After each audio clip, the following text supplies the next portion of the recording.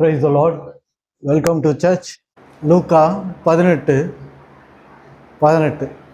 அப்பொழுது தலைவன் ஒருவன் அவரை நோக்கி, இயேசுவை நோக்கி, நல்ல போதகரே, நித்திய ஜீவனை சுதந்திரித்துக் கொள்வதற்கு நான் என்ன செய்ய வேண்டும் என்று கேட்டான்.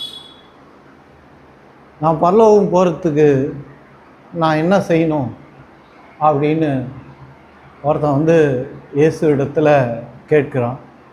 அதற்கு இயேசு, நீ என்னை நல்லவன் என்று சொல்வானேன்? தேவன் ஒருவர் தவிர நல்லவர் ஒருவனும் இல்லையே. கடவுளை தவிர வேறு யாரும் நல்லவங்க இல்லைன்னு இயேசு சொல்கிறார். இங்கே அவர் கெட்டவர்னு சொல்லலை, அவர் தேவன் என்பதை அவன் அங்கீகரிக்கணுன்றதை தான் சொல்கிறார். முதல்ல அவரை கடவுளாக பார்க்கணும் அப்படின்றத அவர் அவனுக்கு சொல்லுகிறார். இயேசு சொல்லும்போது, நான் என்ன நல்லவராக நீங்கள் பார்த்தீங்கன்னா அதனால் உங்களுக்கு எந்த பிரயோஜனமும் இல்லை. அவர் நல்லவர் தான். அவர் நல்லவர் என்ற வெளிப்பாட்டை நம்ம பெற்றுக்கொண்டால் தான் நம்ம விசுவாசத்தில் ஜெயம் கொள்ள முடியும். ஆனால் நல்லவராக மட்டும் பார்த்துட்டு அவரை கடவுளாக பார்க்க தவறினோம்னா நமக்கு ரட்சிப்பு கிடைக்காது, நமக்கு ரட்சிப்பு உண்டாகாது. அப்போது இயேசு சொல்கிறாரு, தேவன் ஒருவரே நல்லவர், தேவன் ஒருவர் தவிர நல்லவன் ஒருவனும் இல்லையே என்று சொல்கிறார். நம்ம நிறைய டைமு நாம் நல்லவர்களாக நம்மளை ப்ரொஜெக்ட் பண்ணிக்கிறோம், நல்லவர்களாக நம்ம காட்ட பேசுகிறோம் இல்லையா? நீ பரிசுத்தமாக இருக்கிறியா அப்படின்னு கேட்குறது. விசுவாசிகள் 2 பேர் சேர்ந்தாலே, பிரதர் பார்த்து பிரதர் உங்கள் பரிசுத்தத்தை நீங்கள் பார்த்துங்க, பரிசுத்தமாக இருங்க அப்படின்றது. அது காரணம் என்னன்னா, தாங்கள் பரிசுத்தமாக இருக்கிறோன்றத மறைமுகமாக அவர் சொல்லுகிறார்கள். ஆனால் இங்கே இயேசு வெளிப்படையாக சொல்கிறாரு, தேவன் ஒருவர் தான் நல்லவர் அப்படின்றத அவர் சொல்கிறார். நாம் எவ்வளோ தான் நல்லவர்களாக ட்ரை பண்ணாலும் ஏதோ ஒரு குறையோ குற்றமோ நமக்குள்ளே இருக்குது. யாரெல்லாம் இந்த உலகத்தில் நாங்கள் நல்லவங்க, நீங்கள் நல்லவங்களாக இருங்க அப்படின்னு போதிக்கிறாங்களோ அவங்க வீட்டில் போய் கேட்டு பாருங்கள், அவங்க மனைவியோ அவங்க பிள்ளையோ. ஆனால் அவர் சொல்கிற அளவுக்கு அவர் இல்லைங்க பிரதர் அப்படின்வாங்க. ஆமாம், ஏன்னா கர்த்தர் ஒருவர் தான் நல்லவர், அவர் ஒருத்தர் தான் பரிசுத்தர். நாம் பரிசுத்தராக நம்முடைய கிரியையினால ஆயிடவே முடியாது. ஏன்னா தேவன் அவரை போல பரிசுத்தத்தை நம்மகிட்ட எதிர்பார்க்குறாரு.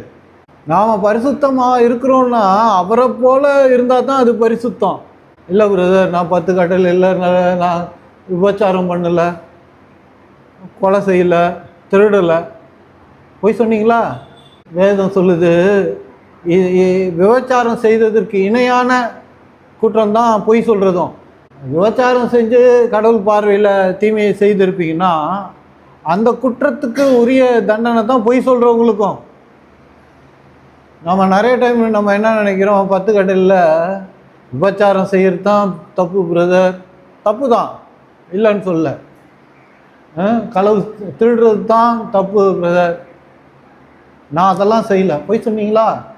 பவுல் சொல்கிறாரு, பொய் சொல்லாதவங்க இந்த உலகத்தில் யாரும் இல்லைன்னு. ஆனால் ஒன்று தெரிந்துக்கோங்க, நான் பாவம் செய்கிறதுக்கு லைசன்ஸ் கொடுக்கல, அந்த உபதேசம் நம்மளுக்கு கிடையாது. யாருமே எந்த ஊழியக்காரனும் பாவம் செய்யுங்க, இல்லை தைரியமாக பண்ணுங்க அப்படின்னு சொல்கிறது இல்லை. கிருபையை நம்புங்க, அந்த கிருபை வல்லமை உள்ளது. அது நம்முடைய இருதயத்தை, நம்முடைய சிந்தனையை அந்த கிருபை மாற்றும். அப்போது தேவன் நம்மகிட்டேருந்து எதிர்பார்க்கணுன்னா அவருடைய பரிசுத்தம் தான் எதிர்பார்க்கணும். அந்த பரிசுத்தத்தை எந்த மனுஷனாலும் இந்த உலகத்தில் அடையவே முடியாது. ட்ரை பண்ணிங்கன்னா கூட நீங்கள் கீழே தான் விழுவீங்க. அப்போது தேவன் ஒருவர் தான் நல்லவர். விபச்சாரம் செய்யாதிருப்பாயாக, கொலை செய்யாதிருப்பாயாக, களவு செய்யாதிருப்பாயாக, பொய் சாட்சி சொல்லாதிருப்பாயாக, உன் தகப்பனையும் உன் தாயையும் கனம் பண்ணுவாயாக என்ற கற்பனையை நீ அறிந்திருக்காயே என்றார். இந்த கட்டளையெல்லாம் நீ அறிஞ்சிக்கிறியா, உனக்கு தெரியுமா அப்படின்னு 10 கட்டளையிலேருந்து எடுத்து சொல்கிறார். அதற்கு இவன், இவைகளெல்லாம் என் சிறு வயது முதல் கை கொண்டு இருக்கிறேன் என்றான். இதெல்லாம் நான் சின்ன வயசுலேருந்து கடைபிடிக்கிறேன் அப்படின்றான். அவன் கடைபிடிக்கிறான்னு நீங்கள் நினைக்கிறீங்க? 10 கட்டளையை இந்த உலகத்தில் யாராலையும் கடைபிடிக்க முடியல. யாராலையும் கடைபிடிக்கவும் முடியாது. அது 10 கட்டளை இல்லை, 613 619 கட்டளைகள் கொண்டது. நமக்கு 10 சொல்லியிருக்கிறாங்க அப்படின்னா சோஷியல் லாஸ் மட்டும்தான் சொல்லியிருக்காங்க. செர்மோனிக்கல் லாஸ் எல்லாமே அதில் கொடுக்கப்பட்டிருக்கு. கிட்டத்தட்ட 619 கட்டளைகளை கொடுத்துருக்கிறார் கர்த்தர்.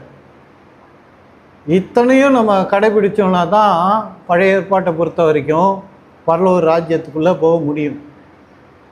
இன்றைக்கி நான் உங்ககிட்ட கேட்குறேன், எத்தனை பேருக்கு தெரியும், எத்தனை கட்டளை தெரியும் சொல்லுங்கள் பார்ப்போம் மனப்பாடமாக.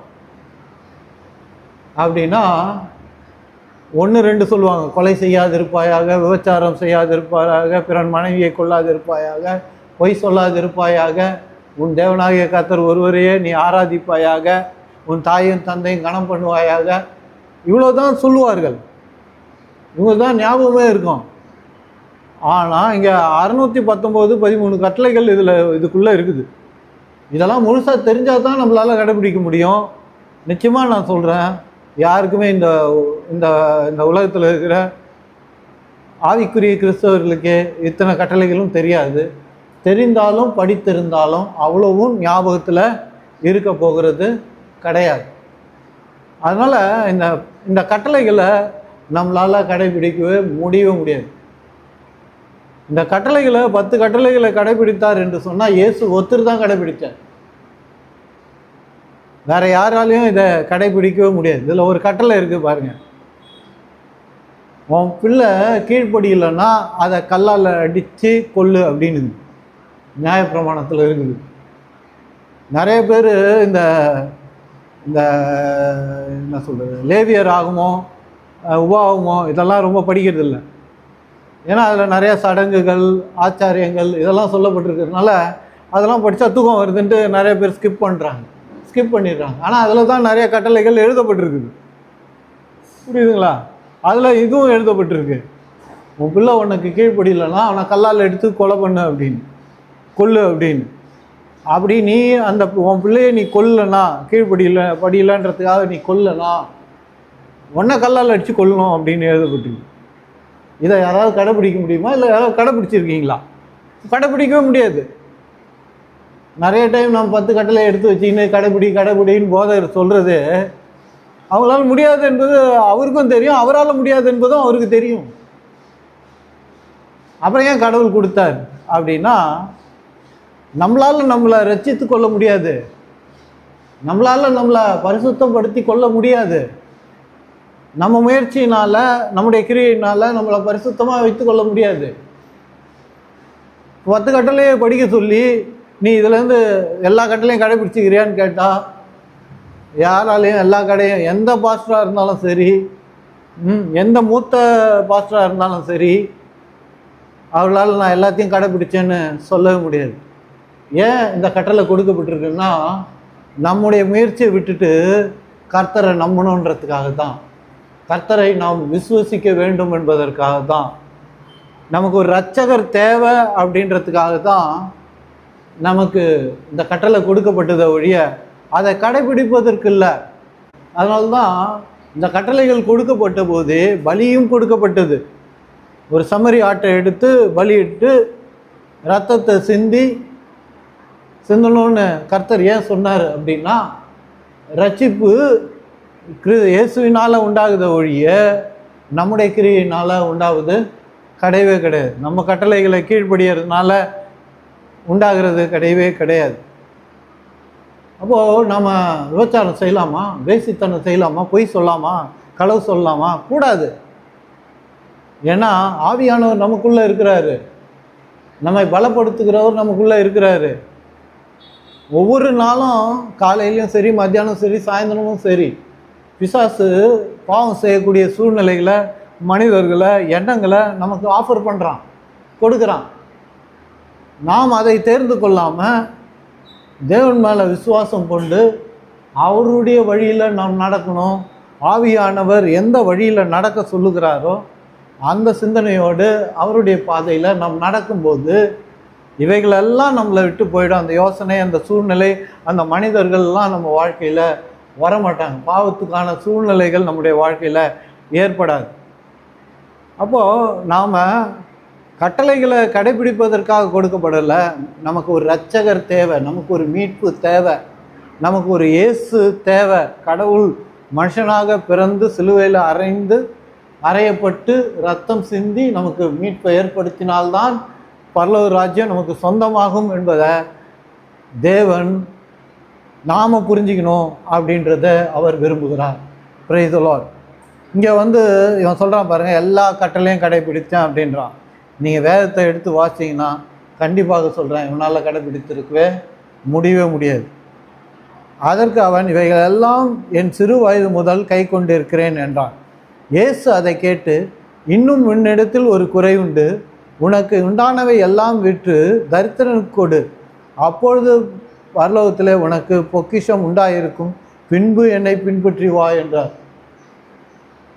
அவன் இதெல்லாம் கடைபிடிச்சிட்டான், இவ்வளோ கஷ்டமான கட்டளையெல்லாம் கடைபிடிச்சிட்டான் அப்படின்றான். இப்போ ஒரு கட்டளை கொடுக்குறாரு, இதை அவனால் கடைபிடிக்க முடியல பாருங்க. அவனுக்கு வலியுறுத்துறது என்னன்னா, அவன் நினச்சிக்கிறான் எல்லா கட்டளையும் நான் கடைபிடிச்சிட்டேன் அப்படின்னு. பவுல் கூட அப்படி தான் இருந்தார் ரட்சிக்கிறதுக்கு முன்னாடி. நான் எல்லா கட்டளையும் கடைபிடிச்சிட்டேன், நான் பரிசுத்தமாக இருக்கிறேன். ஏன்னா அவர் ஒரு ஃபேரசி இல்லை, அதனால் அவர் எல்லாத்தையும் கடைபிடிச்சிட்டேன், எல்லாத்தையும் நான் சரியாக தான் இருக்கிறேன் அப்படின்றார். ஆனால் இவர் தான் கிறிஸ்தவர்களை கொல்வதற்கு, நிறைய கிறிஸ்தவரை கொல்வதற்கு காரணமாக இருந்தார். கொலை செய்யாது இருப்பாயாக என்று எழுதப்பட்டிருக்குது. ஆனால் இவர் கிறிஸ்துவை ஏற்றுக்கொள்வதற்கு முன்பாக இதெல்லாம் செஞ்சுட்டு தன்னை பரிசுத்தவானாக சொல்லி கொண்டார், பார்க்கும்படியாக செய்து கொண்டார். கிறிஸ்துவை ஏற்றுக்கொண்ட பிறகுதான் அவருக்கு புரியுது, இந்த மனுஷன் பாருங்க கர்த்தர் இடத்துல வந்தான். கர்த்தர் சொல்கிறாரு, எல்லாத்தையும் விட்டு எல்லாத்தையும் கொடுத்துட்டு ஏன் பின்னாடி வா அப்படின்றார். அவன் அதிக ஐஸ்வர்யம் உள்ளவனாக இருந்தபடியினால் இதை கேட்டபோது மிகுந்த துக்கம் அடைந்தான். நிறைய காசு வச்சுருந்தான், பெரிய பணக்காரனாக இருந்திருக்கிறான். இவ்வளோவையும் எப்படி எடுத்து கொடுத்துட்டு போகிறது அப்படின்னு சொல்லிட்டு அவன் துக்கம் அடைந்து அவரை விட்டு போயிட்டான். மறுபடியும் 24 வாசிக்கிறேன். அவன் மிகுந்த துக்கம் அடைந்ததை இயேசு கண்டு, விற்றுட்டு எல்லாவற்றையும் கொடுத்துட்டு வான்னு சொன்ன பிறகு அவன் துக்கம் அடைந்ததை இயேசு பார்க்குறாரு. பார்த்துட்டு ஒரு நல்ல போதனையை நமக்கு கொடுக்குறார் இயேசு. அவனை ஒரு எக்ஸாம்பிளாக வச்சு நமக்கு ஒரு போதனையை கர்த்தர் கொடுக்க விரும்புகிறார். சொல்கிறார் பாருங்க, அவன் மிகுந்த துக்கம் அடைந்ததை இயேசு கண்டு, ஐஸ்வர்யம் உள்ளவர்கள் தேவனுடைய ராஜ்யத்தில் பிரவேசிப்பது எவ்வளவு அரிதாய் இருக்கிறது. ஐஸ்வர்யம் உள்ளவர்கள் தேவனுடைய ராஜ்யத்தில் பிரவேசிப்பது எவ்வளவு அரிதாய் இருக்கிறது. பணக்காரன் பரலோக ராஜ்யத்துக்குள்ளே போகிறது எவ்வளவு கஷ்டமாக இருக்குது அப்படின்ற சொல்லிட்டு சொல்கிறாரு. ஐஸ்வர்யவான் தேவனுடைய ராஜ்யத்தில் பிரவேசிப்பதை பார்க்கலாம் ஒட்டகமானது ஊசியின் காதில் நுழைவது எளிதாகும் என்றார். இது எல்லாருக்குமே தெரியும், எல்லா கிறிஸ்தவர்களுக்கும் எல்லா சபையில் இருக்கிறவங்களுக்கும் தெரியும். ஊசியின் காதில் ஒட்டகம் நுழைந்தால் ஒழிய பணக்காரன் பரலோக ராஜ்யத்துக்குள்ளே நுழைய மாட்டான் என்பது எல்லாருக்கும் தெரியும். ஏன்னா இது இயேசு அதை சொல்லியிருக்கிறார். அதை கேட்டவர்கள் அப்படியானால் யார் ரட்சிக்கப்படக்கூடும் என்றார். அதற்கு அவர், மனுஷரால் கூடாதவைகள் தேவனால் கூடும் என்றார். ரட்சிப்பு தேவனால் தான் கூடுமா ஒழிய, கர்த்தரால் கூடுமா ஒழிய வேறு எதனாலையும் அது கூடாது. இயேசுவை விசுவசிக்கிறதுனால நாம் ரட்சிக்கப்படுகிறோம் ஒழிய கட்டளைகளை கடைபிடிக்கிறதுனால நாம் ரட்சிக்கப்படுவதில்லை. நாம் கட்டளைகளை கடைபிடிக்கிறதுனால நம்ம பரலோக ராஜ்யத்துக்கு போயிட முடியும்னா, நாம் ரட்சிக்கப்பட முடியும்னா இயேசு வர வேண்டிய அவசியமே இல்லை. ஏன் அவர் வரணும்? மனுஷனால் முடியாது. கட்டளைகளை கடைபிடித்து பரலோக ராஜ்யத்துக்குள்ளே அவனால் வர முடியாது என்பதை அவர் உணர்ந்ததுனால தான் அவர் சொல்கிறாரு, இங்கே மனுஷனால் கூடாது தான், ஆனால் தேவனால் அது கூடும் என்று கர்த்தர் சொல்லுகிறத நம்ம இங்கே பார்க்குறோம். அப்போது இங்கே நம்ம புரிஞ்சுக்கணும், நிறைய கிறிஸ்தவங்களுக்கு என்ன பிரச்சனைனா, கிறிஸ்தவம் பரலோக ராஜ்யத்துக்கு போக மாட்டான். அதனால் எனக்கு காசு தேவையில்லை, எனக்கு பணம் தேவையில்லை, நான் அந்த காசை நான் விரும்ப மாட்டேன், அது எனக்கு வேணாம், எனக்கு ஒரு நல்ல வேலை வேணாம், நல்ல அந்தஸ்து வேணாம், இருக்கிறதுக்கு ஒரு நல்ல இடம் வேணாம், இல்லை உடை வேணாம். கர்த்தரே சொல்லியிருக்கிறாரு, பணக்காரன் பரலோக ராஜ்யத்தில் நுழைவது எளிது அப்படின்னு சொல்லியிருக்கிறாரு. அதனால் பணம் பரலோக ராஜ்யத்துக்கு நான் போகிறதுக்கு அது தடையாக இருந்துரும் அப்படின்னு நிறைய பேர் நினைக்கிறாங்க. நான் உங்களை கேட்குறேன், பணக்காரன்னா யார்? பணக்காரன்னா யார்? நீ யோசிச்சு பாருங்க. ஒரு வீடு வச்சுக்கிறவன் பணக்காரனா? ஒரு வீடு ஒரு கார் வச்சுக்கிறவன் பணக்காரனா? இல்லை பேங்க்கில் 2 கோடி வச்சுக்கிறவன் பணக்காரனா? யார் தான் அந்த பணக்காரன்? அதுக்கு ஏதாவது டெஃபினேஷன் இருக்கா? யோசிச்சு பாருங்க. கிடையவே கிடையாது. ஒன்றும் இல்லாதவன் கொஞ்சம் இருக்கிறவனை பார்த்தா அவனுக்கு பணக்காரனா தெரியும். கொஞ்சம் நார்மலாக சாதாரணமாக இருக்கிறவன் கொஞ்சம் காசு ஒரு வீடு வச்சுக்கிறவனை பார்த்தா அவன் பணக்காரன் மாதிரி தெரியும். ஒரு வீடு வச்சுக்கிறவன் 2 வீடு வச்சுக்கிறவனை பார்த்தா அவனுக்கு பணக்காரன் மாதிரி தெரியும். 2 வீடு வச்சுக்கிறவன் 3 வீடு வச்சுக்கிறவனை பார்த்தானா அவனுக்கு பணக்காரன் மாதிரி தெரியும். கவனிச்சிங்களா? பணக்காரன்னா யாருன்ற டெஃபினேஷனு இந்த வேதத்தில் நம்ம நினைக்கிற மாதிரி சொல்லப்படலை, நம்ம நினைக்கிற மாதிரி கிடையாது. இன்றைக்கி இந்தியாவில் பணக்காரன்னா 1000 கோடி வச்சுக்கிறவன் தான் பணக்காரன். புரியுதுங்களா? இன்றைக்கி இந்தியாவில் ஒருத்தனை பணக்காரன்னு சொல்கிறாங்கன்னா 1000 கோடி வச்சுக்கிறவனுக்கு தான் பணக்காரன் என்று அவங்க சொல்கிறாங்க. அப்போது நிறைய மக்கள் இயேசு என்ன சொல்ல வராருன்னு நிறைய பேருக்கு புரியல. அதனால் ஐஸ்வர்யத்தை விரும்பாமல் போனதுனால அவள் வாழ்க்கையில் நிறைய பிரச்சனை, நிறைய போராட்டம், நிறைய பாடுகள். அதனால தான் நான் ஐஸ்வர்யத்தை பற்றி நிறைய பிரசங்கம் பண்ணுறேன். இவருக்கு இதை விட்டால் யாராவது தெரியாதான்றது கிடையாது. நிறைய போதித்திருக்கோம், நிறைய காரியங்கள் போதித்திருக்கோம். ஆனால் நிறைய பிரச்சனைக்கு ஐஸ்வர்யம் இல்லாதது தான் காரணமாக இருக்குது. பிள்ளையை சரியாக படிக்க வைக்க முடியல, சரியான இடத்துல வாழ முடியல, சரியான உடையை கொடுக்க முடியல, சரியான கல்வியை கொடுக்க முடியல, சரியான வாழ்க்கையை கொடுக்க முடியல, சரியான மெடிக்கல்ஸை மருந்து மாத்திரைகளை வாங்கி கூட உட்கொள்ள முடியாமல் போகிறவர்கள்லாம் இருக்கிறாங்க. பணம் தான் நிறைய பிரச்சனைகளுக்கு காரணமாக இருக்குது. கிறிஸ்தவர்களே நிறைய ஜெபம் பண்ணுறது பணத்துக்காக தான். ஆனால் அவங்கள கேட்டிங்கன்னா பணமே வேணாம் பிரதர், கர்த்தர் சொல்லியிருக்கிறார் பிரதர், பணக்காரன் பரலோக ராஜ்யத்தை நுழைய மாட்டான் பிரதர் அப்படின்னு. ஆனால் நீங்கள் இங்கே நல்லா நீங்கள் படிச்சிங்கன்னா, அதான் வேதத்தை நம்ம ஆழமாக படிக்க வேண்டியது ரொம்ப முக்கியமாக இருக்குது. இவன் வருத்தப்பட்டு இவன் போயிட்டான். இவன்கிட்ட நிறைய பணம் இருந்தது, அவர் சொன்னதை கேட்க முடியாதவனாக இருந்து அவனால் நிறைவேற்ற முடியாமல் அவன் திரும்பி போயிட்டதை நம்மளால் பார்க்க முடிகிறது. ஆனால் கீழே நீங்கள் வாசித்து பாருங்கள், அதுக்கு பின்னாடி ஒரு விஷயம் சொல்கிறாரு பாருங்கள். இந்த ஒட்டகம் ஊசி காதில் நுழைந்தாலும் நுழையும், பரலோக ராஜ்யத்தில் பணக்காரன் நுழைய மாட்டான், நுழைவது எளிதுன்னு சொல்லிட்டு கர்த்தர் பின்னாடி ஒரு விஷயம் சொல்கிறார் பாருங்க. அப்போது பேதுரு அவரை நோக்கி, இதோ நாங்கள் எல்லாவற்றையும் விட்டு உம்மை பின்பற்றுகிறோமே என்றார். அதற்கு அவர், தேவனுடைய ராஜ்யத்தின் நிமித்தம் வீட்டையாவது பெற்றோரையாவது சகோதரரையாவது மனைவியாவது பிள்ளைகளாவது விட்டவன் எவனும் இம்மையிலும் அதிகமானவைகளையும் மறுமையில் நித்திய ஜீவனையும் அடையாமல் போவதில்லை என்று மெய்யாகவே உங்களுக்கு சொல்லுகிறேன்.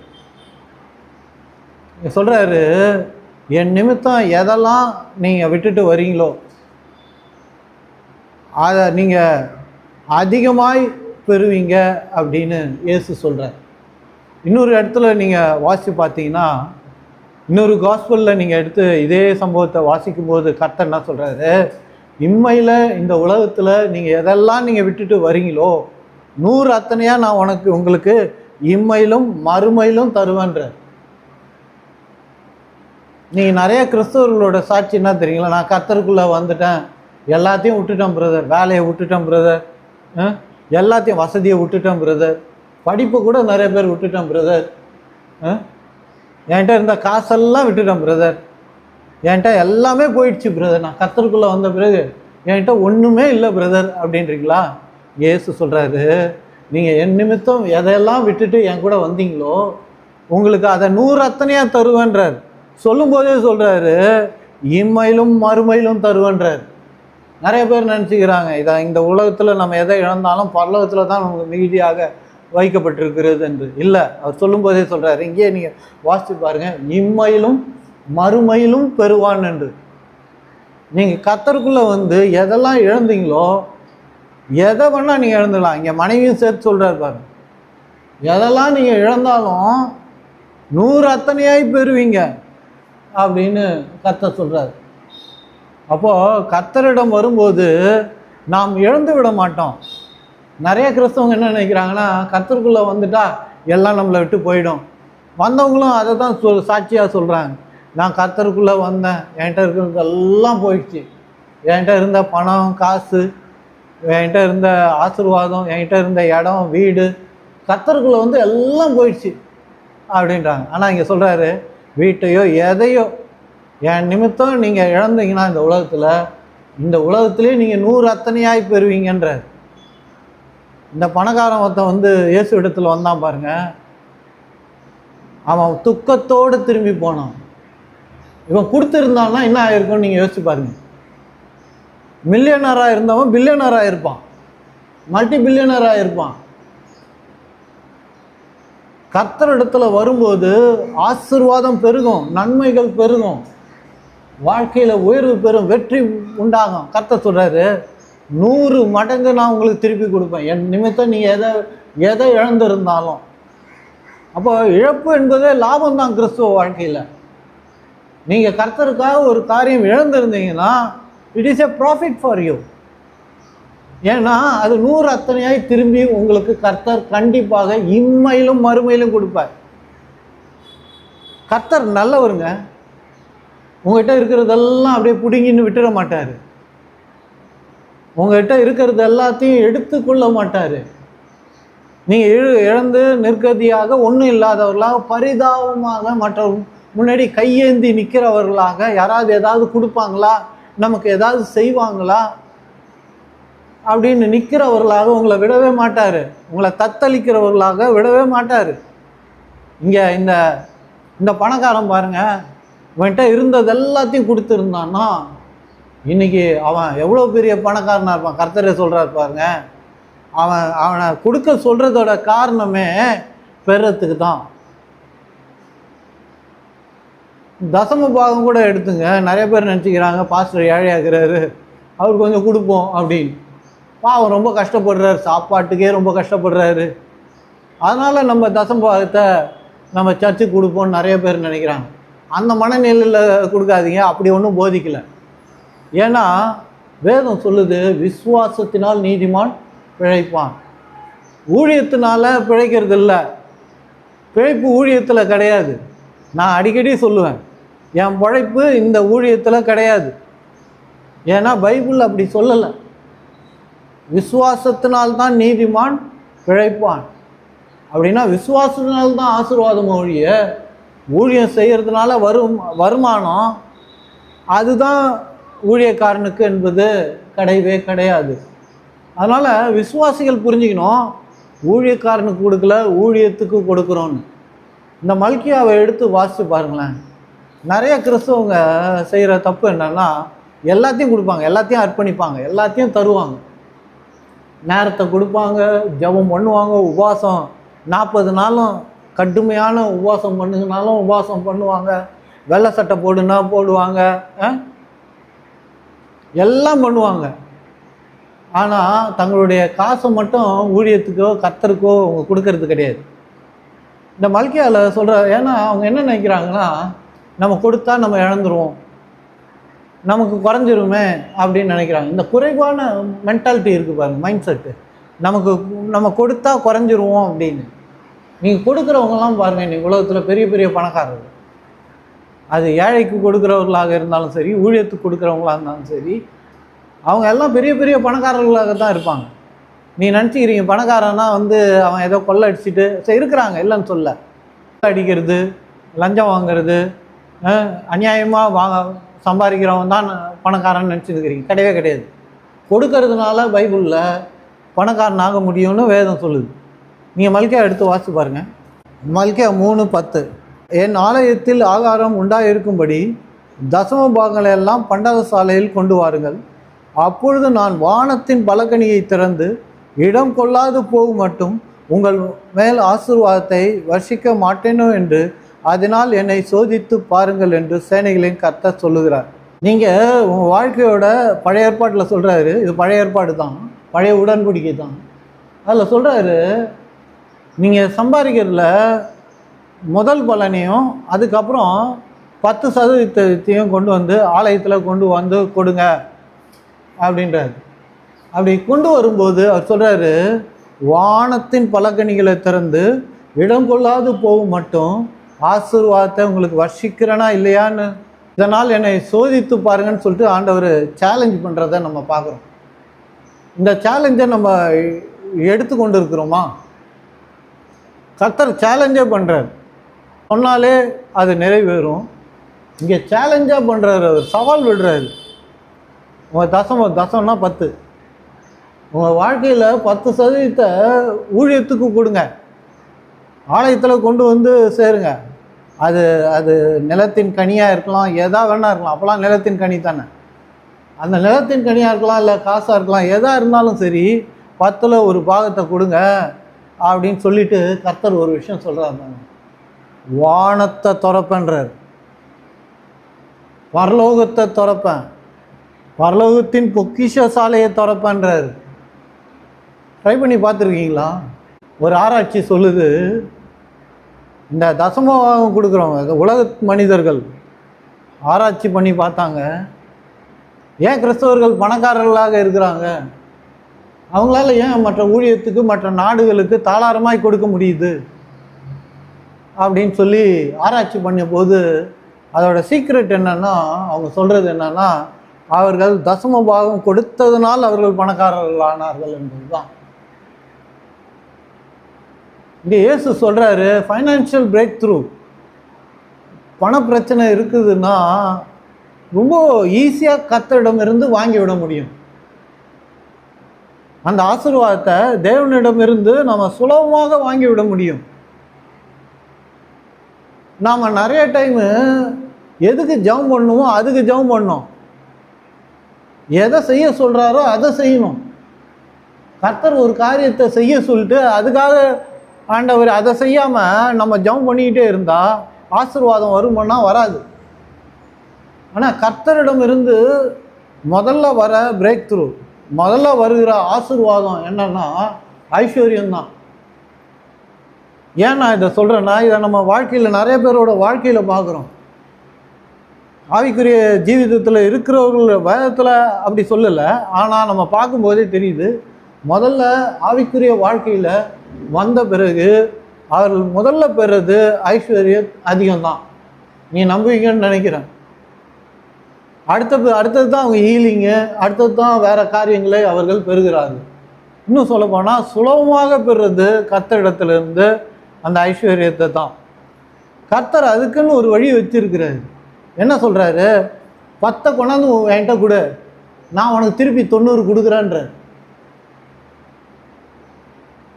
நான் சொல்லலை, நீங்கள் நினச்சிக்காதீங்க இவர் காசு தேவைப்படுது பொழுது அப்படின்னு. இல்லை, உங்களுக்கு போதிக்கிற ஊழியத்துக்கும் கொடுங்க. நான் மறுபடியும் சொல்கிறேன், இந்த யூடியூப் பார்க்குறவங்களுக்கு கூட சொல்கிறேன், எனக்காக நான் கேட்கல. நீங்கள் உங்களை நடத்துகிறவர்களுக்கு, உங்களை வார்த்தையில் சரியாய் நடத்துகிறவர்களுக்கு கொடுங்க. அப்போ தான் நீங்கள் ஆசீர்வாதத்தை பெறுவீங்க. உங்களுக்கு போதிக்கிறவர்களுக்கு நீங்கள் கொடுக்காம யாரோ ஒரு ஊழியக்காரர் ஏழையாக இருக்கிறாரு, ஒன்றும் இல்லாமல் இருக்கிறாரு, பாவம் பரிதாபப்பட்டு கொடுத்தீங்கன்னா அதோட பலன்களை நீங்கள் காண மாட்டீர்கள். உங்களுக்கு யார் உங்களை போதிக்கிறாங்க, உங்களை யார் நடத்துகிறாங்க, அவங்களுக்கு கொடுத்து பாருங்கள். கொஞ்ச காலத்தில் உங்களுக்கு அந்த காசு எல்லாம் 100 அத்தனையாய் திரும்பி வருகிறத பார்க்க முடியும். இந்த உலகத்தில் எடுத்துங்க, சொல்கிறாங்க, ஒருத்தர் சொல்கிறாரு, நீ 10 ரூபா கொடுத்தா நான் உனக்கு 100 ரூபா கொடுக்குறேன் அப்படின்னா இங்கே இருக்கிறவங்களாம் சும்மா இருப்பாங்கன்னு நினைக்கிறீங்களா? அவ்வளோ பெரிய கியூ நிற்கும். நம்மளால் நம்ம முன்னாடி 50,000 பேர் நிற்பாங்க. 10 ரூபா கொடுத்தா 100 ரூபா கொடுக்குறேன்னா எல்லாம் என்ன பண்ணுவாங்க, வட்டிக்காவது காசை வாங்கிட்டு போய் லட்சமாக கொடுத்து மீதியை வாங்கிட்டு வருவாங்க. ரைட்? அப்படி தானே? நீங்கள் 10% கொடுங்க, நான் மீதி 100% கொடுக்குறேன்னு யாராவது சொன்னால் நம்ம எல்லாம் என்ன பண்ணுவாங்க, யாரும் வீட்டில் இருக்க மாட்டாங்க, எல்லாம் ஓடி போய் மாற்றிட்டு இருப்பாங்க. கர்த்தர் அதுதான் சொல்கிறார், நம்ம நம்புறது கிடையாது கிறிஸ்தவர்கள்.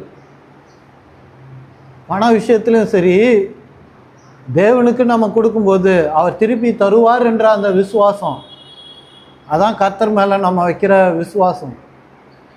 இல்லை பிரதர், என்கிட்டயே இல்லை பிரதர், நான் எப்படி கொடுப்பேன் பிரதர், என்கிட்டயே கொஞ்சம் தான் இருக்குது பிரதர், என்னால் எப்படி கொடுக்க முடியும் பிரதர் அப்படின்றீங்களா?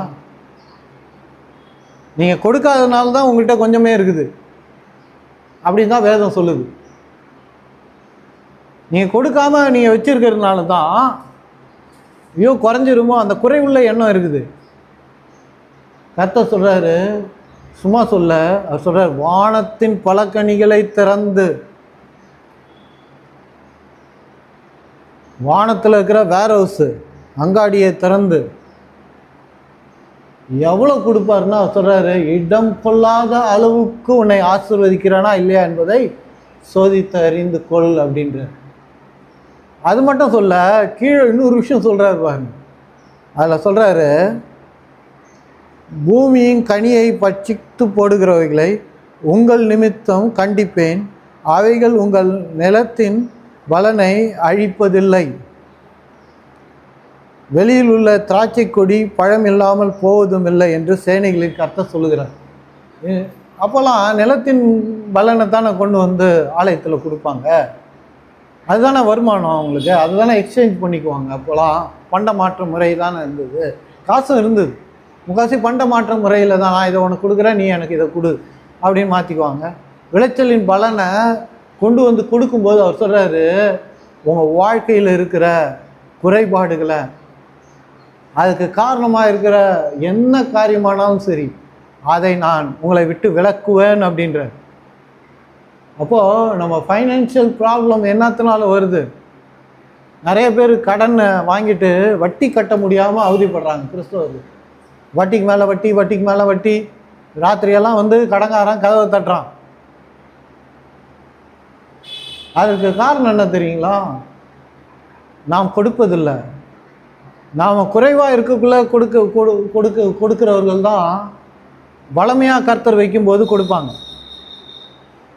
ஜாய்ஸ் மேயர் சொல்லுவாங்க பாருங்களேன், இப்போ $100 கொடுக்காதவங்க அப்புறம் வளர்ந்து நல்லா கோடிக்கணக்கில் பணம் வந்த பிறகு $1000 கொடுக்க மாட்டாங்க. இல்லாத போது நாம் இதை ப்ராக்டிஸ் பண்ணணுன்றது தான் கர்த்தருடைய காரியம், பயிற்சி வைக்கணுன்றது தான் காரியம். நிறைய கிறிஸ்தவங்க என்ன தான், வந்தால் நான் கொடுக்குறேன் அப்படின்னா அதில் விசுவாசமே கிடையாது. வந்து கொடுக்குறதுல என்ன இது இருக்குது? குறைபடும் போது கொடுக்குறாங்க பாருங்கள், அதில் தான் விசுவாசம் இருக்குது. ஏன்னா அவங்க குறையிலே கொடுக்குறாங்க. அப்படி கொடுக்கும்போது கர்த்தர் வானத்தின் பலகணிகளை திறந்து, அந்த அவங்க பணக்காரனாகாதபடி, அவங்க செல்வ செழிப்பு அடையாதபடி, ஃபைனான்ஷியல் பிரேக் த்ரூ அடையாதபடி தடையாக இருக்கிற என்ன காரியமாக இருந்தாலும் அந்த காரியங்களை கர்த்தர் நீக்குவான் அப்படின்றார். பண தேவை என்னத்துக்கு வந்திருக்கு?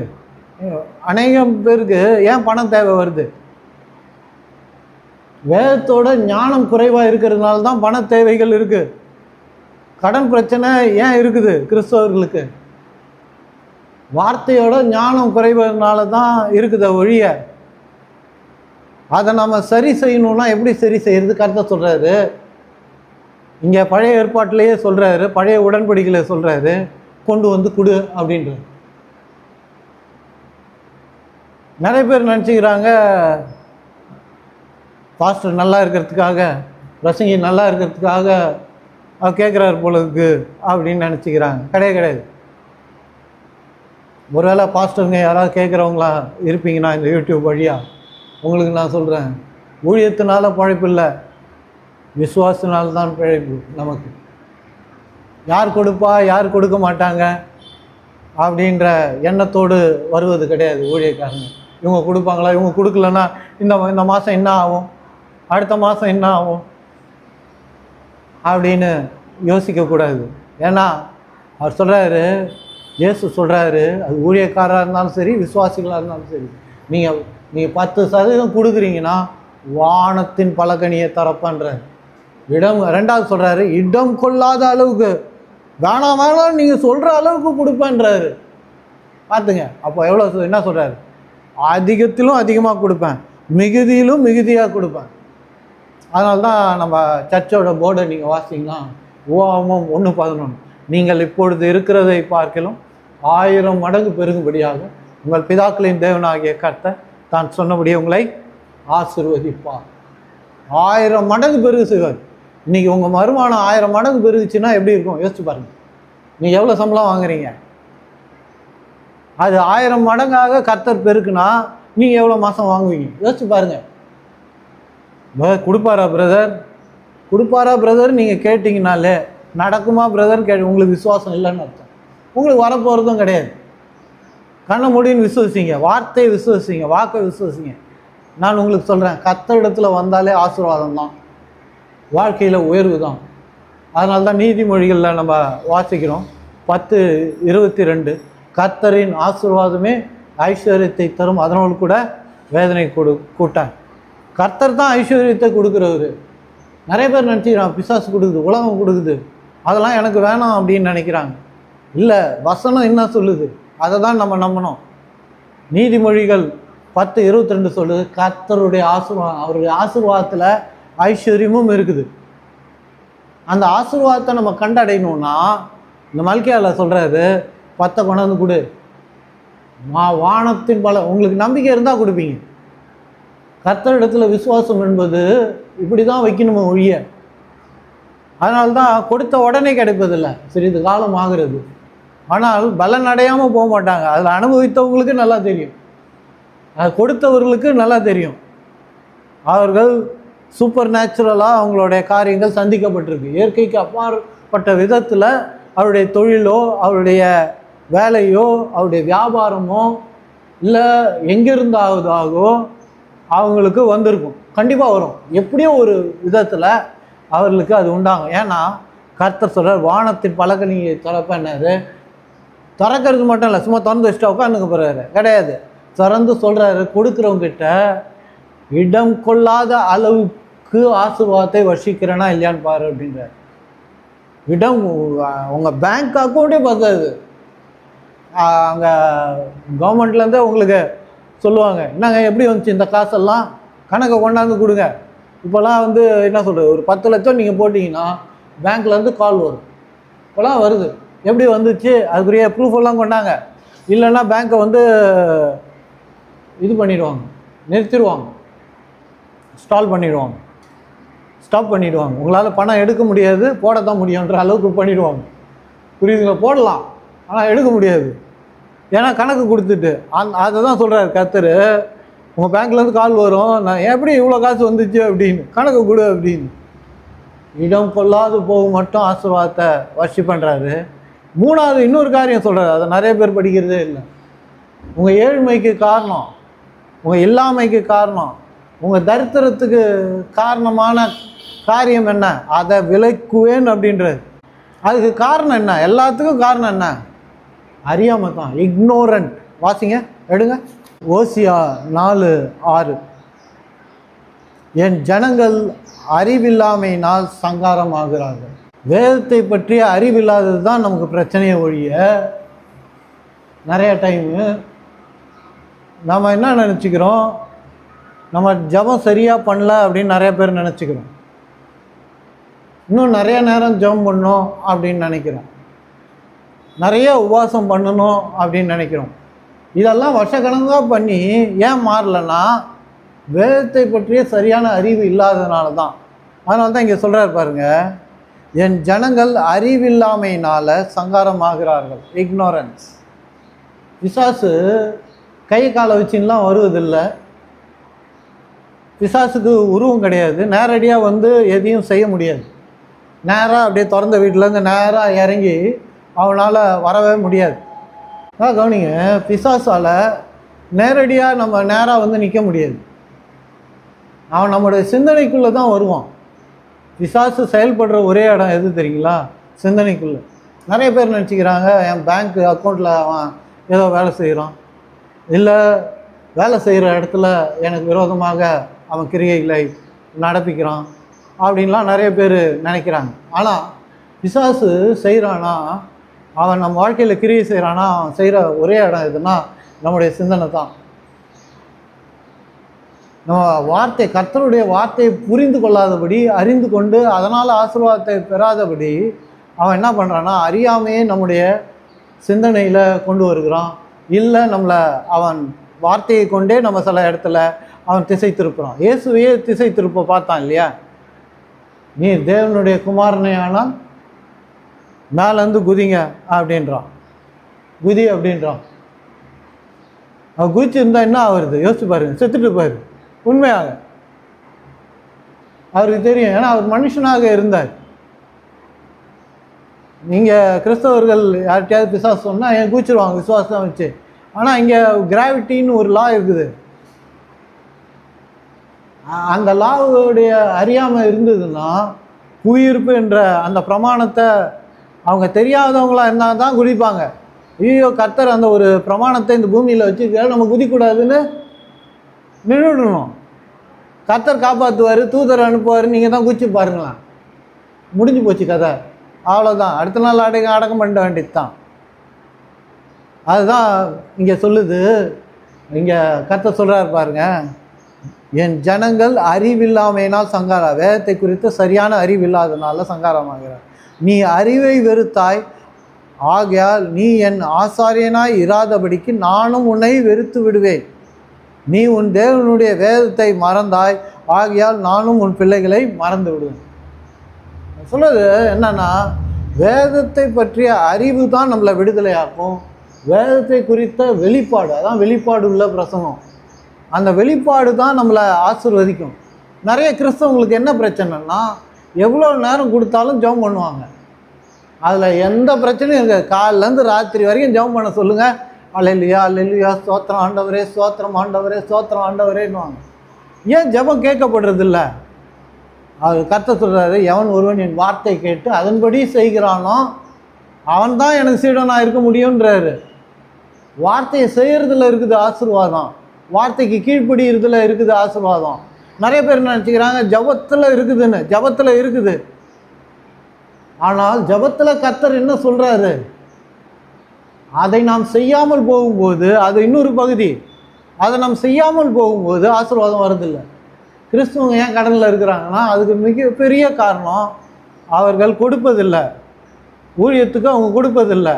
கர்த்தர் சொல்கிறாரு, அவரே வாய் வந்து சொல்கிறாரு, கொண்டாந்து கொடுத்து பாருங்க, இடம் கொள்ளாது போகுமா. வானத்தை திறப்பேன், வானத்தில் இருக்கிற வேர் ஹவுஸை திறப்பேன், அங்காடியை திறப்பேன், ட்ரெஷரை திறப்பேன், திறந்து இடம் கொள்ளாது போகிற வரைக்கும் உங்களுக்கு ஆசீர்வாதத்தை கொடுப்பேன். அது மட்டும் இல்லை, இவ்வளோ காலம் பணத்துக்கு தடையாக இருந்த எல்லா காரியத்தையும், அதான் கீழே இருக்கிற வசனம் அவர் சொல்கிறார் பாருங்க, மல்கியா 3:11, பூமியின் கனியை பட்சித்து போடுகிறவைகளை உங்கள் நிமித்தம் கண்டிப்பேன், அவைகள் உங்களுக்கு உங்கள் நிலத்தின் பலனை அழிப்பதில்லை, வெளியில் உள்ள திராட்சை கொடி பழம் இல்லாமல் போவதுமில்லை என்று சேனை கர்த்தர் சொல்கிறார்.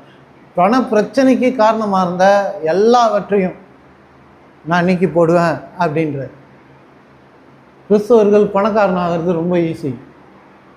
இங்கே நம்ம வாசித்தோம் இல்லையா, ஒரு பணக்காரன் வரான், எல்லாத்தையும் கொடுத்து ஏழைகளுக்கு கொடுத்துட்டு என் பின்னாடி வா அப்படின்றாரு. இவன் கொடுத்துட்டு வந்திருந்தான்னா எவ்வளோ பெரிய ஆசீர்வாதத்தை, எவ்வளோ பெரிய நன்மையை பெற்றிருப்பான். 100 மடங்கு. இந்த பேதுருவே சொல்கிறான் பாரு, நான் எல்லாத்தையும் விட்டுட்டு வந்துட்டேன். பேதுரு பெருமைப்படுறான், அவன் மேலே பெருமை, அவன் தன்னுடைய பலத்தின் மேலே பெருமை. நிறைய கிறிஸ்தவங்களுக்கு இது இருக்குது. ஏழ்மையில் பெருமை எடுக்கிறது, இல்லாமையில் பெருமை. என்ன பாரி தாங்கி வாழறதுக்கு ஆள் கிடையாது, பிரச்சனைகளோடு வாழறதுக்கு யாருமே ஆள் கிடையாது. பாருங்கள், எனக்கு எவ்வளோ பிரச்சனை இருக்குது, நான் கர்த்தருக்குள்ளே எவ்வளோ வைராக்கியமாக இருக்கிறேன் பாருங்கள் அப்படின்றாங்க. நிறைய ஊழியக்காரர்களும் சொல்லிடுறாங்க, பாடுகள்னால நிறைய பாடுபட்டினா உங்களுக்கு விசுவாசம் உண்டாகும். எங்கேயாவது வேதத்தில் எழுதப்பட்டிருக்குதா? அந்த மாதிரி கிடையவே கிடையாது. பாடுகள் வர வர, நமக்கு கஷ்டம் வர வர நம்ம மனசு தான் கெட்டு போகும்.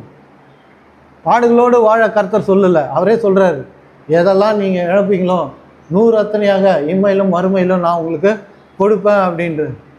நம்ம கொடுக்கறது, நம்ம தேவனிடத்தில் கொடுக்கறது நாம் இழக்கிறதுக்காக இல்லை, இன்னும் பெறுறதுக்காக தான். அந்த மனநிலை நமக்கு வரணும். அதுதான் கர்த்தர் சொல்கிறாரு. கொடுக்கும்போது, கொடுக்கறதுக்கு முன்னாடியே சொல்கிறாரு, அப்பா நீ 10 இழந்துட்டேன்னு நினைக்காத, நான் உனக்கு 100 அத்தனையா 1000 மடங்கு வானத்தின் பலகனியை திறக்க போகிறேன் உனக்காக. இடம் கொள்ளாது நான் ஆசீர்வதிக்க போகிறேன். அவர் சொல்கிறாரு, உலகத்தில் உங்கள் பொக்கிஷத்தை தேடாதீங்க, பரலோகத்தில் சேர்த்து வைங்கன்றாரு. கொடுங்க, பரலோகத்தில் நீங்கள் சேர்த்து வைப்பீங்க. அது மாத்திரம் இல்லை, இங்கே நிறைய கடவுள் ஏன் கர்த்தர் ஏன் கொடுக்கணும்னு விரும்புகிறார்? ஏன் இந்த மல்கியாவில் இதை சொல்கிறார் கொடுங்கள் அப்படின்னு? கடவுளுடைய காரியம் இங்கே நடக்கணும்னா கண்டிப்பாக பணம் தேவை. பணம் இல்லாமல் ஊழியம் நடக்கிறது இல்லை இல்லையா? நான் பைபிள் காலேஜில் உள்ளே சேர்ந்தப்போ அவங்க சொன்னது தான், ஏன் இவ்வளோ ஃபீஸ் வாங்குறீங்க அப்படின்னு எல்லாருக்குள்ளேயும் கேள்வி. அது கேட்கும்போது அவங்க சொன்னது தான், பணம் எங்கள் பைபிள் காலேஜில் மரத்தில் காய்ப்பதில்லை அப்படின்னாங்க. அவங்க சொன்னது எவ்வளோ கரெக்டு. அதனால தான் வாங்கணும். ஏன்னா பணம் தேவை. கடவுள் ஒவ்வொருத்தர் காலத்திலையும் அதை கொடுக்க விரும்புகிறார், வைக்க விரும்புகிறார். ஏன் வைக்க விரும்புகிறாரு? இந்த உலகத்துக்கு நீங்கள் கொடுக்கும்போது நீங்கள் ஆசீர்வாதமாக இருப்பீர்கள் ஒன்று. ரெண்டாவது, இன்னொருத்தருடைய வாழ்க்கையை, இன்னொரு காரியங்களை, இந்த உலகத்தில் நல்ல காரியங்களை செய்ய நீங்கள் ஆசீர்வாதமாக இருக்கிறீர்கள் என்பது தான். நான் கிறிஸ்தவர்களுக்கு நான் இன்னைக்கு சொல்கிறேன், ஆவிக்குரிய மக்களுக்கு நான் சொல்கிறேன், நீங்கள் மரிக்கிறதுக்கு முன்னாடி ஒரு 10 சர்ச்சாவது நீங்கள் கட்டியிருக்கணும்.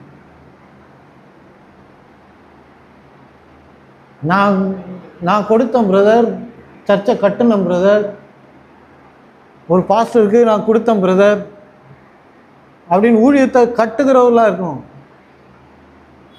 அதுக்கு தேவன் நிறைய கொடுக்குறார். நமக்கு நம்ம காசை எடுத்து மூட்டை கட்டி அது மேலே உட்காந்துக்கிறதுக்காக கடவுள் கொடுக்கல.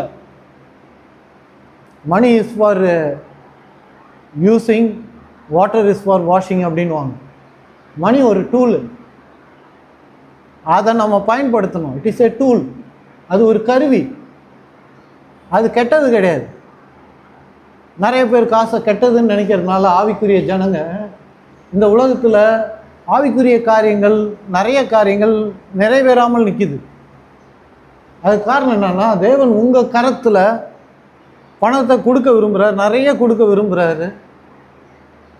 அதை நீங்கள் பயன்படுத்த கற்றுக்கொள்ளணும். சரியாக பயன்படுத்த நீங்கள் கற்றுக்கொள்வீங்கன்னா தேவன் உங்களுக்கு இன்னும் நிறைய கொடுப்பார்.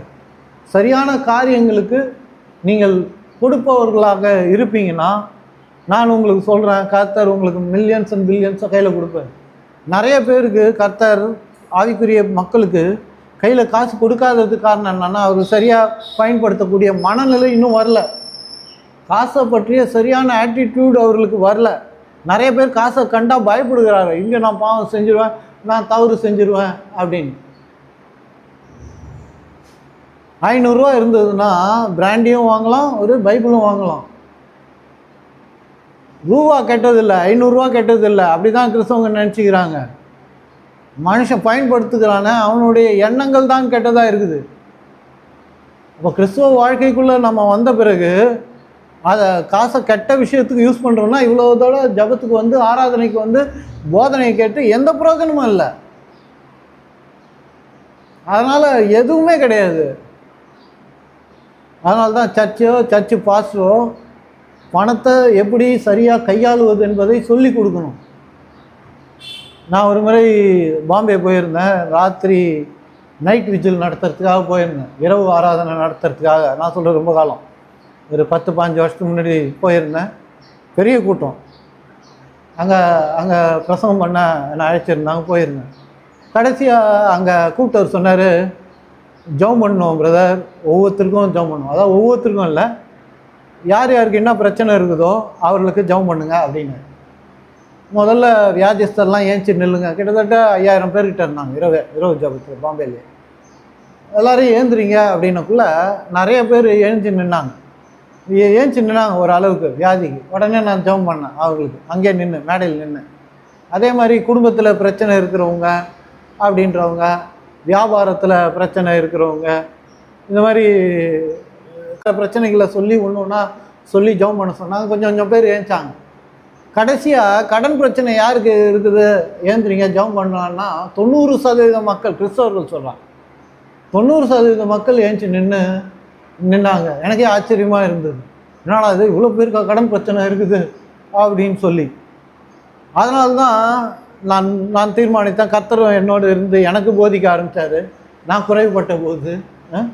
அதனால்தான் நான் அதை ரொம்ப சீரியஸாக எடுத்து, இந்த பண பிரச்சனையை சீரியஸாக எடுத்து பேசுகிறதுக்கு காரணம் என்னென்னா இதுதான். ஏன்னா இந்த உலகத்தில் இன்றைக்கி கடன் வாங்காதவனே கிடையாது.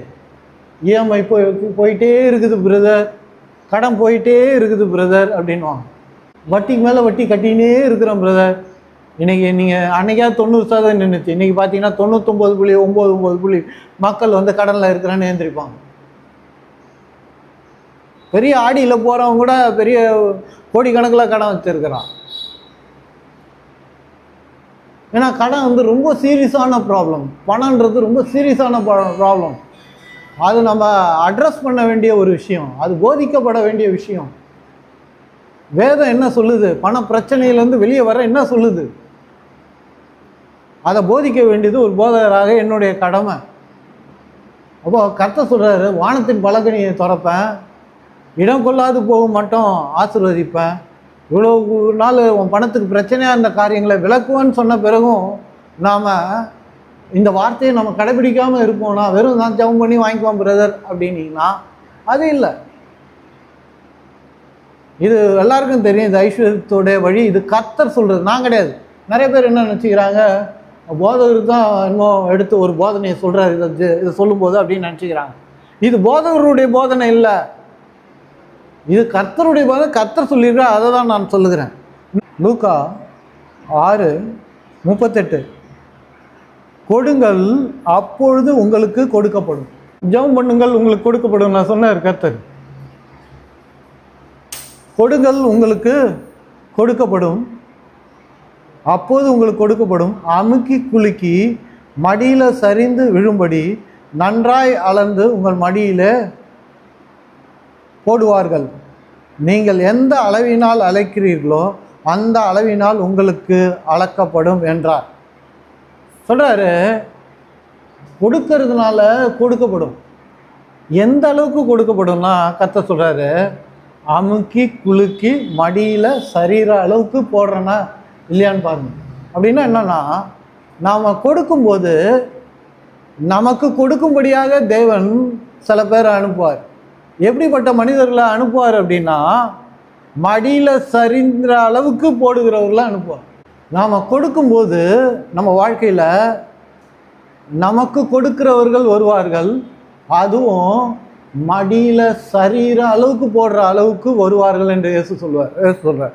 கொடுத்து பார்த்துருக்கீங்களா?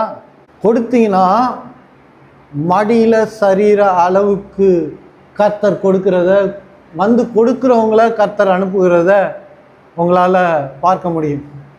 என் வாழ்க்கையில் நிறையா நான் பார்த்துருக்கேன். அதனால தான் உங்களுக்கு நான் இதை போதிக்கிறேன். கொடுக்கும்போது எப்படி கொடுக்கணும்? அழுதுனே கொடுக்கக்கூடாது. கண்ணீரோடு விதைத்தான், கம்பீரத்தோடு அறுத்தான். புதிய ஏற்பாட்டின் உபதேசம் அது இல்லை. திரும்பி வரும் அப்படின்னு தெரிஞ்சால் ஏன் கண்ணீரோடு விதைக்கணும்? யோசிச்சு பாருங்கள். காட்ஸ் கிங்டமில் விஷயங்கள் வேறு. பழைய ஏற்பாட்டில் அவங்க அழுதுன்னே கொடுத்தாங்க. ஆனால் புதிய ஏற்பாட்டில் கர்த்தர் சொல்கிறாரு, 2 கொரிந்தியர் 9:7 கடைசி பகுதி, உற்சாகமாய் கொடுக்கிறதில் தேவன் பிரியமாய் இருக்கிறார். கொடுக்கும்போது நம்ம எப்போவுமே உற்சாகமாய் கொடுக்கணும். உற்சாகமாக கொடுங்க, சந்தோஷமாக கொடுங்க, மகிழ்ச்சியாக கொடுங்க. நீங்கள் அழுதுனே கொடுத்தீங்கன்னா நீங்கள் குறை உள்ளவர்கள் என்பதை நீங்கள் விசுவசிக்கிறீங்கன்னு அர்த்தம். நீங்கள் குறை உள்ளவர்கள் என்றதை நம்புறீங்கன்னு அர்த்தம். ஐயோ என்கிட்டே கம்மியாக இருக்குது, நான் எப்படி கொடுப்பேன், நான் குறைஞ்சிருவேனோ, என்கிட்ட இல்லாமல் போயிடுமோ அப்படின்னு கொடுக்குறீங்க. உற்சாகமாக கொடுக்குறீங்கன்னா என்கிட்ட இருக்குது, நான் கொடுத்தேன்னா நிறையா திரும்பி வரும் அப்படின்னு சொல்லி உற்சாகமாக கொடுங்க. நீங்கள் எந்த ஆலயத்துக்கு வேணால் போகிறவர்களாக இருக்கலாம், போகிற இடத்துல உங்களுக்கு போதிக்கிறவர்கள் இடத்துல உற்சாகமாக கொடுங்க.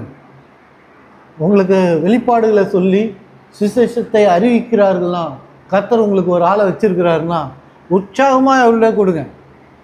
உற்சாகமாய் கொடுக்கும்போது கர்த்தர் உங்களை ஆசீர்வதிக்கிறார். சொல்கிறார் இல்லையா? மறுபடியும் சொல்கிறார், வானத்தின் பல கனிகளை திறப்பண்ணார், இடம் கொள்ளாது போகும் மட்டும் ஆசீர்வாதத்தை வர்ஷிப்பேன்னு சொல்கிறாரு. பண பிரச்சனைக்கு காரணமானவைகளை நீக்கி போடுவேன் என்று சொல்கிறார். பண பிரச்சனைக்கு என்ன காரணம் தெரியுங்களா? நாம் தேவனை நம்பி கொடுப்பதில்லை. கர்த்தர் சொன்னார்னா அதை நிறைவேற்றுவார் என்றது நம்பிக்கை இல்லாதவர்கள் தான் கொடுக்க மாட்டாங்க. கர்த்தர் வார்த்தையில் உண்மை உள்ளவர் என்று நம்புகிறவங்க கண்டிப்பாக கொடுப்பாங்க. அவரே சொல்கிறாரு, உனக்கு சந்தேகமாக இருந்தாலும் பரவாயில்ல, அதுதான் சேலஞ்சாக சொல்கிறார், கொடுத்து பாரு அப்படின்றது. ஐயோ வருமா வராதான்னு இருந்தாலும் பரவாயில்ல, கொடு, உற்சாகமாக கொடு, கொடுத்து பாரு. அவர் சொல்கிறது, வானத்தின் பல கனிகளை திறப்பேன். கடவுள் கொடுத்தாருன்னா அது ஏராளம் தாராளமாக தான் கொடுப்பார். கர்த்தர் ஆசீர்வதிக்கிறாருன்னா நிறைய தான் ஆசீர்வதிப்பார். இவர் அப்ரஹாம்கிட்ட கர்த்தர் சொல்கிறார் இல்லையா, போய் பாரு, நீ பார்க்குற திசையை நீ எவ்வளோ தூரம் பார்க்குறியோ அவ்வளோ காரியங்களையும் உனக்கு கொடுப்பேன், அவ்வளோ இடத்தையும் நான் உனக்கு கொடுப்பேன். நீ கேட்கறதுன்னு சொல்ல அப்ரஹாம்கிட்ட கர்த்தர் சொல்லும்போது, கேட்டால் நம்ம கம்மியாக தான் கேட்போம், கடவுளுக்கே தெரியும். அவர் சொல்கிறாரு, நீ எவ்வளோ தூரம் பார்க்குறியோ அவ்வளவும் உனக்கு கொடுப்பேன் அப்படின்றார். நானே அபிரகாமாக இருப்பேன்னா அந்த நாளில் நான் என்ன செஞ்சுருப்பேன், மலை மேலே உச்சியாக உயரமாக இருக்கிற மலை மேலே நின்று பார்த்துருப்பேன். ஏன்னா நான் பார்க்குற திசை ரொம்ப தூரமாக தெரியும், ரொம்ப அதிகமாக தெரியும். கடவுள் சொல்கிறார், நீ எவ்வளோ ஆனால் பாரு, நான் உனக்கு அவ்வளோவையும் தரேன்றார். அப்படிப்பட்ட கர்த்தர் நம்முடைய கர்த்தர். நம்ம ஏழ்மையிலும் இல்லாமையிலும் பற்றாக்குறையிலும் குறையிலும் இருக்க வேண்டிய அவசியம் நமக்கு இல்லை. கர்த்தர் நம்மை பெருக செய்கிறவர் என்று வேதம் சொல்லுது. உபாகமம் 1:11 மறுபடியும் ஞாபகப்படுத்துகிறேன். நீங்கள் இப்பொழுது இருக்கிறதை பார்க்கணும் 1000 மடங்கு பெருகும்படியா உங்கள் பிதாக்களின் தேவனாகிய கர்த்தர் தான் சொன்னபடி உங்களை ஆசீர்வாதம் கொடுத்துட்டு ஜெபம் பண்ணி பாருங்கள். ஆண்டவர்கிட்ட சொல்லி பாருங்கள், வானத்தின் பல கனிகளை தரப்பன்னு சொன்னீங்களா ஆண்டவர், இடம் கொள்ளாது போக மட்டும் ஆசீர்வதிப்பேன்னு சொன்னீங்களா, இனிமேல் என் வாழ்க்கையில் பண பிரச்சனையே இருக்காதுன்னு சொன்னீங்களா, எல்லாத்தையும் விளக்கிடுவேண்ணே சொன்னீங்களா அப்படின்னு ஜெபம் பண்ணுங்க. அப்படி நீங்கள் ஜெபம் பண்ணீங்கன்னா அவருடைய வார்த்தை, அவர் சொன்ன வார்த்தையை அவர் உங்களுக்கு நிறைவேற்றி கொடுப்பார். உங்கள் வாழ்க்கையில் உங்கள் மடியில் சரீர அளவுக்கு போடக்கூடிய ஜனங்களை மக்களை கர்த்தர் அனுப்புவார். நம்ம அவருடைய வார்த்தை கீழ்ப்படியாமல் ஆண்டவரே ஆண்டவரே நீங்கள் என்ன தான் உபவாசம் பண்ணி, என்ன தான் கத்தி, என்ன தான் புலம்பி, என்ன தான் நீங்கள் கஷ்டப்பட்டு ஜெபிச்சாலும் முட்டிக்கால் போட்டு கண்ணீர் வடித்து கையை தூக்கி அல்லேலூயா அல்லேலூயான்னு சொல்லி பல நேரம் பல நாட்கள் சாப்பிடாமல் இருந்தாலும் உங்கள் வாழ்க்கை மாறப்போகிறதே கிடையாது. கர்த்தர் சொல்கிறாரு, எவன் ஒருவன் என் வார்த்தையை கேட்டு அதன்படி நடக்கிறவனே எனக்கு சீடனாய் இருப்பான் என்று வேதம் சொல்லுது. யாக்கோபு 1:22 வாசிக்கிறேன். அல்லாமலும் நீங்கள் உங்களை வஞ்சியாதபடிக்கு திருவசனத்தை கேட்கிறவர்களாய் மாத்திரம் அல்லாமல் அதன்படி செய்கிறவர்களாகவும் இருங்கள். ஒரு ஆசீர்வாதம் வரணும்னா வேதம் என்ன சொல்லுது, வார்த்தை என்ன சொல்லுது, வார்த்தை என்ன போதிக்குது, அதை நம்ம கடைபிடித்து ஜெபம் பண்ணுவோம்னா கொஞ்சம் காலத்தில் உங்கள் வாழ்க்கை தலைக்கீழே மாறும். எளியவனை குப்பையில் இருக்கிறவனை சிங்காரத்தில் கொண்டு போய் அமர்த்துவன்ற கர்த்தர் சங்கீதத்தில் இல்லையா, எல்லாம் வாசிச்சிருப்போம். இன்றைக்கி வேணால் ஒன்றும் இல்லாதவர்களாக இருக்கலாம், தரித்திரர்களாக இருக்கலாம், இல்லாதவர்களாக இருக்கலாம், வாழ்க்கையில் பணத்துக்காக போராட்டம் இருக்கலாம், சாப்பாட்டுக்கு கஷ்டமாக இருக்கலாம். ஆனால் நீங்கள் உங்களுக்கு சொல்கிறேன், உங்களுக்கு போதிக்கிற உங்களுடைய ஊழியக்காரர்களுக்கு நீங்கள் கொடுங்க. அவங்க பாவம் அவங்ககிட்ட இல்லைன்னு கொடுக்காதீங்க. அப்படி கொடுக்கறது இருந்தால் கொடுக்காமே விட்டுடலாம். கர்த்தர் சொல்லியிருக்கிறார், இந்த வார்த்தைக்கு நான் கீழ்ப்படுகிறேன், நீ கேட்ட வார்த்தைக்கு நான் கீழ்ப்படுகிறேன், அவர் நிமித்தம் நான் கொடுக்குறேன் அப்படின்னு நீங்கள் கொடுப்பீர்கள் என்று சொன்னால் நான் உங்களுக்கு சொல்லுகிறேன், கர்த்தர் உங்களுக்கு அவர் மடியில் சரீர அளவுக்கு ஜனங்களை அனுப்புவார், கொடுக்கறதுக்கான ஆட்களை அனுப்புவார். கொடுக்குறவங்களும் அவங்க கொடுத்ததுனால அவர்களும் உயர்கிறத உங்களால் பார்க்க முடியும். ஆம் பிரியமான சகோதரனே சகோதரி, கொடுங்கள் அப்பொழுது கொடுக்கப்படும். ஆமைக்கு குலுக்கி மடியில் சரீர அளவுக்கு போடுவார்கள். அவர்களை உங்களுக்கு அனுப்புவார் கர்த்தர்.